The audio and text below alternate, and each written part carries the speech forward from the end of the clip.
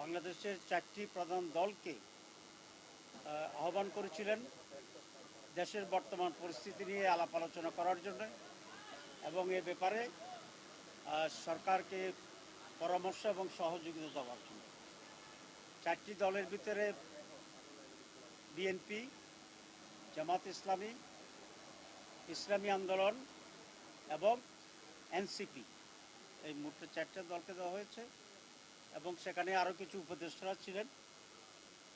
আমরা দীর্ঘ সময় ধরেই আলোচনা করেছি, দেশের বর্তমান পরিস্থিতি নিয়ে কথা হয়েছে এবং আমরা যেটা বলেছি, কোনো একটি মহল থেকে পরিকল্পিতভাবে রাজনীতি ঘটানোর জন্য অপচেষ্টা করা হচ্ছে। আমরা সকলে এটাকে নিন্দা করেছি। বিভিন্ন জায়গায় ল অ্যান্ড অর্ডার সিচুয়েশন যেটা তৈরি হচ্ছে, এক্ষেত্রে আমাদের আইনশৃঙ্খলা রক্ষাকারী বাহিনীর কিছু কিছু দুর্বলতা আছে, গোয়েন্দা সংস্থার কিছু দুর্বলতা আছে।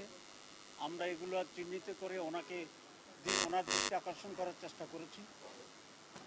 যে দু একটি ঘটনা ঘটছে, বিশেষ করে গতকালকার যে মর্মান্তিক ঘটনা, আমরা সকলে দুঃখ শোক প্রকাশ করেছি, সমবেদনা জ্ঞান করেছি পরিধির মধ্যে, এবং যে সমস্ত শিশুরা শহীদ হয়েছে তাদের পরিবারকে যথাযথ সহযোগিতা করা, কম্পেনসেশন দেওয়ার কথা আমরা বলেছি। আহতদের চিকিৎসার যেন কোনো ত্রুটি না হয় এবং প্রয়োজনে দেশের বাইরে নিয়ে হলেও এই চিকিৎসাটা করা দরকার ছিল। আমরা সরকারের পরীক্ষা স্থগিত করার যে সিদ্ধান্ত, এটা আরও আগে প্রণডি করা দরকার ছিল, সে ব্যাপারে আমরা দৃষ্টি আকর্ষণ করেছি এবং সেটাকে সামনে রেখেই কোনো দুষ্ট চক্র একটু পরিবেশ বিভিন্ন রকম করার চেষ্টা করি। আমরা পরিষ্কার করে বলেছি,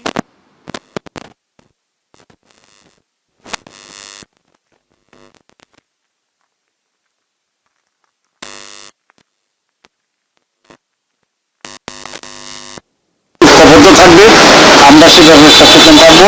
আমরা সেই অঙ্গীকারও ব্যক্ত করেছি।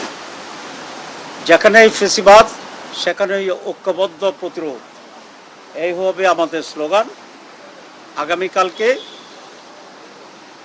ছাত্রদের পক্ষ থেকে এই অবস্থাতে কিছুটা প্রোগ্রাম করে নেওয়া হবে এবং রাজনৈতিক দলগুলো পরিস্থিতি বিবেচনা করে যদি প্রয়োজন হয় তাহলে আমরাও মাঠে কর্মসূচি দেব। আমরা সেজন্য অবজার্ভ করছি। আমরা সরকারকে বলেছি, সরকার যেন আর একটু কঠোর হয় এবং নিজেদের ভিতরে যেন আরও কোঅর্ডিনেশন থাকে। আর কোনো ঘটনা ঘটার আগেই যেন সরকারের গোয়েন্দা সংস্থা যথাযথভাবে ইনফরমেশন দিতে পারে। কারণ আমরা ইংরেজিতে একটা কথা জানি, প্রিভেনশন ইজ বেটার দ্যান কিউর।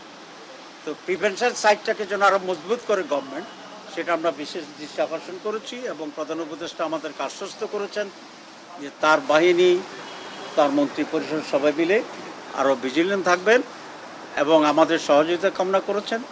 আমরা পূর্ণাঙ্গ সহযোগিতা দেওয়ার জন্যে আমরা প্রস্তুত আছি, এটা ওনাকে আমরা জানিয়েছি। আগামীতে নির্বাচন একটি গুরুত্বপূর্ণ বিষয়। আমরা বলেছি যে নির্বাচনকে কেন্দ্র করে আরও বিশৃঙ্খলা তৈরি হতে পারে, সেজন্য এখন থেকেই আইনশৃঙ্খলা পরিস্থিতির দিকে নজর দেওয়া দরকার। পুলিশ বাহিনী এবং আদার এনফোর্সিং অথরিটি এগুলোকে স্ট্রেংথেন করা দরকার, ইফেক্টিভ করা দরকার এবং নির্বাচনের বেশ আগেই যেন একটা স্থিতিশীল রাজনৈতিক পরিস্থিতি থাকে এবং লেভেল প্লেইং ফিল্ড তৈরি করে যে ব্যাপারে সর্বোত্তম উদ্যোগ নেয়, এটা আমরা ওনার দৃষ্টি আকর্ষণ করেছি এবং লেভেল প্লেইং ফিল্ড তৈরি করার পরেই এখানে একটা অবাধ, সুষ্ঠু এবং নিরপেক্ষ নির্বাচন যাতে হয় সেই ব্যাপারে উদ্যোগ গ্রহণ করার জন্য আমরা বলছি। আমরা বলেছি নির্বাচন যদি সুষ্ঠু হয়, সঠিক হয়, তাহলে একটি প্রপারলি ডেমোক্রেটিক্যালি এবং প্রপার ভোটের মাধ্যমে যদি কোনো গভর্নমেন্ট নির্বাচিত হয়, সেটি বাংলাদেশের রাজনৈতিক পরিস্থিতির জন্য একটি উত্তম সলিউশন হবে। আর আমাদের যে জুলাই আকাঙ্ক্ষা যেটা ছিল, সেটা এখন তো জুলাই মাস, নানাভাবে আমরা এটা অবজার্ভ করছি, এটা যেন একটা স্থায়ী রূপ লাভ করে।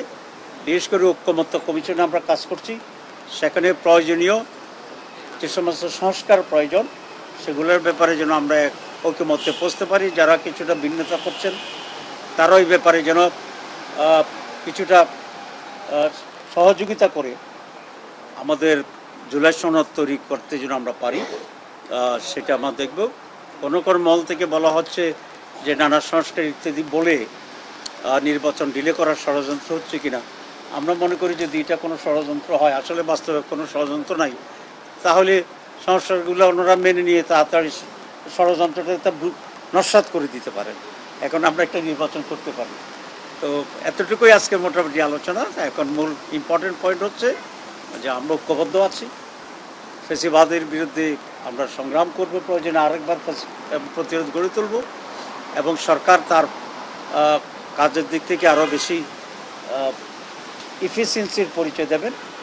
আমরা গভর্নমেন্টকে সার্বিকভাবে ফ্যাসিবাদের বিরুদ্ধে পাশে থাকব ইনশাআল্লাহ। জামাত ইসলামী ব্যক্তিগতভাবে এই সিদ্ধান্ত আমরা দিয়েছি, আশ্বাস দিয়েছি। অন্যান্য দল যারা ছিল তারাও আমরা সম্মিলিতভাবে প্রায় একই বক্তব্য আমরা রেখেছি। তো সবাইকে ধন্যবাদ।